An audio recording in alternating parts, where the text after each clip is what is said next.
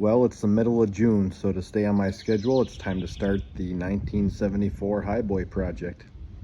Out here on this 79-ish F-150, cab's a 79, frame must be a 75, 76. It's a hodgepodge. There's nothing left of it, so I'm trying to get this motor out. This is a 390. Apparently it's been all the way gone through. This is a Thunderbird intake, so quad carb can fit on it. It's got a lot of new parts. It might be seized up, I can't tell, but owner never had it going, had no idea what the hell they were doing. So right now I'm building a plate to lift this out of here. So I got the plate made up to fit over the studs. So now I'm gonna need to weld some bracketry in here and get a hook on there so I can take the hood off and lift this motor out of here.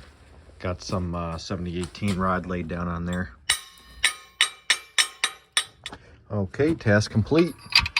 Got the mount all hooked up, so I'm going to try to pull the engine. I see the previous owner left these damn intake bolts out, so there's got to be water up in the motor. So that means once I get this out, pretty much gonna need to do a tear down, clean everything out, all the rust out, get all the water out. So kind of sucks, but that's just the nature of the beast. It's supposed to be a really good motor, so really I need to pull it apart anyway to make sure the machining was done right. Got the cab off the truck, got it all chained up, and got it all unbolted, so hopefully it'll come right out of there.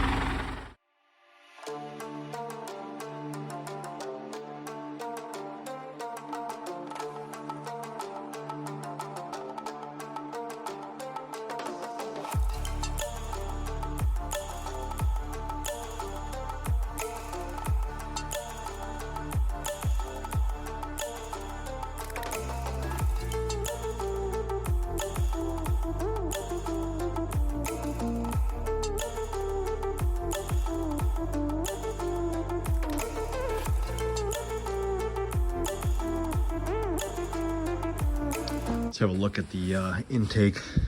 Disgusting amount of filth. And I know this guy had to have had it off because this is all unused, super oily, disgusting. Look at this valley pan. And you can see it's just totally filthy, dirty. It's bent, broken, damaged. It's all exhaust, all oil over here. See what we have here. Oh, it's so bad. This is where all that water was getting in. So who knows how these lifters are. Who knows if I'll be able to get them out.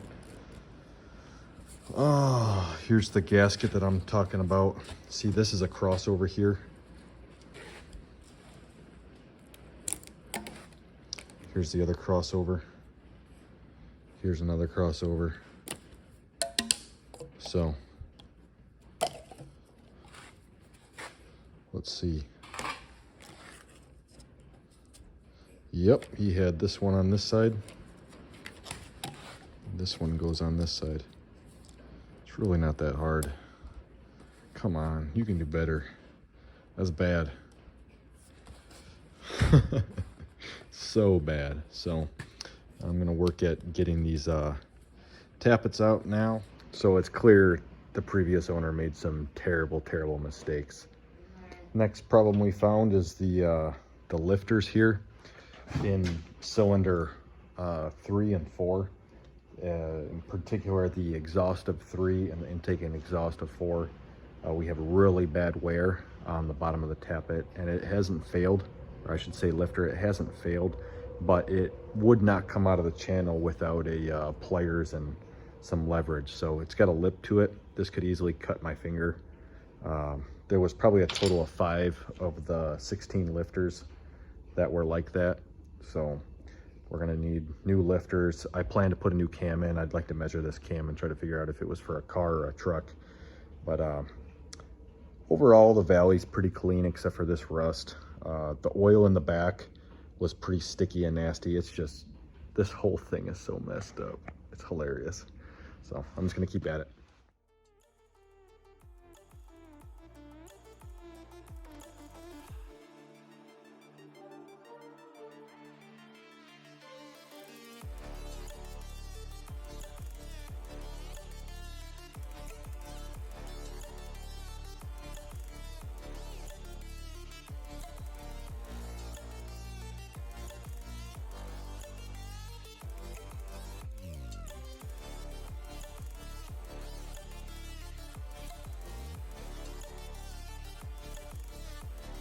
All right, let's see what we got.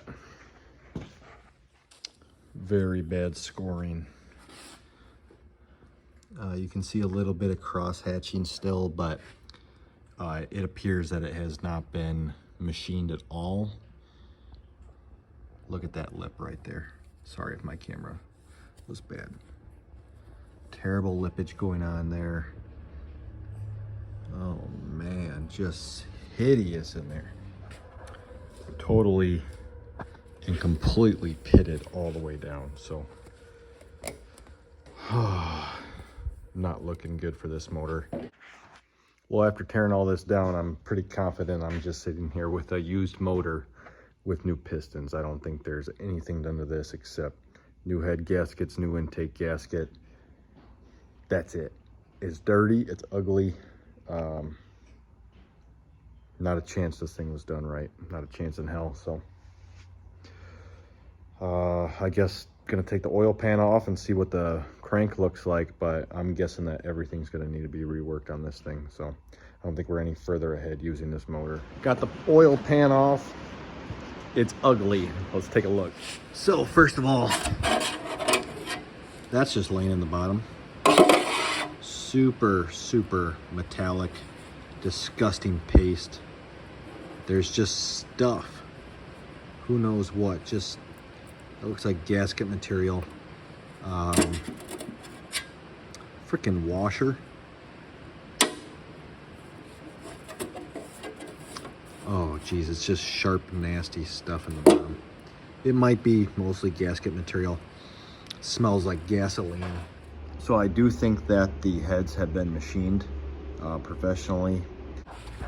So first of all, you can see that they're pretty darn shiny, and they do have a pattern going in one direction.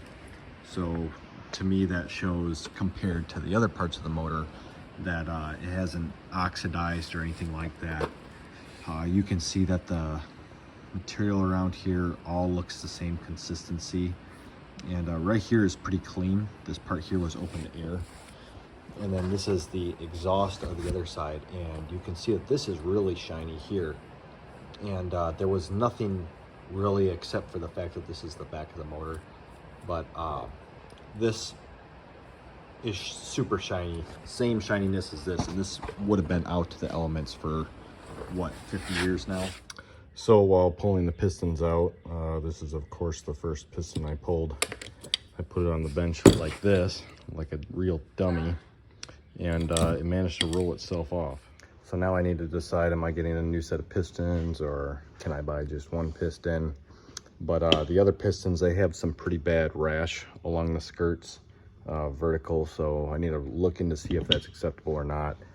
I have a lot of machining to do, a lot of honing to do, a lot of looking into, can I reuse the rings? What's the ring gap? I got to measure all that stuff before I reassemble. So first step is done. We have the motor completely torn down. We have the crank out. We have the bearings out. We have everything completely taken out. You can see that. So here we have the 390 crank, 8 pistons, rings, oil, slingers, all that stuff. So overall, the bearings look pretty decent shape. Noting that the furthest back piston, so 8, along with the bearings for the crankshaft, they have some wear to them. I think I can get away with cleaning up most of this stuff. I would like to just have to buy one piston if that skirting isn't a problem. I'm guessing it's not a problem, but you almost have to wonder, why is there so much piston slap for the skirts? Perhaps they were just installed wrong, but I mean, some of them are kind of significant. I don't know what you can see on this front-facing camera here, but for a motor that hasn't been run, in my opinion, it's probably pretty significant. So we need to figure out, is the motor bored the right amount? Are the pistons matched to the bore? Are the rings matched to the pistons? Yada, yada, yada. So huge first step for the Highboy. Goal is to have a RV cam in this. All new pistons, new bearings. I want this thing to rip. I want it to be, I want to put it in it. I want to put this motor in and not think, yeah, I should have just done a Cummins swap. You know, I want to keep my dad happy with the build, because he's really hoping to keep it as original as possible. And you know, I just want to enjoy it. I want to enjoy it with him. So that's the end of this video. I appreciate you watching. I got more videos like this every Wednesday, so if you like this kind of stuff, stay tuned, subscribe, like, leave me a comment if you see me do something wrong, grill into me, eat me up. So I appreciate it. Thanks for watching.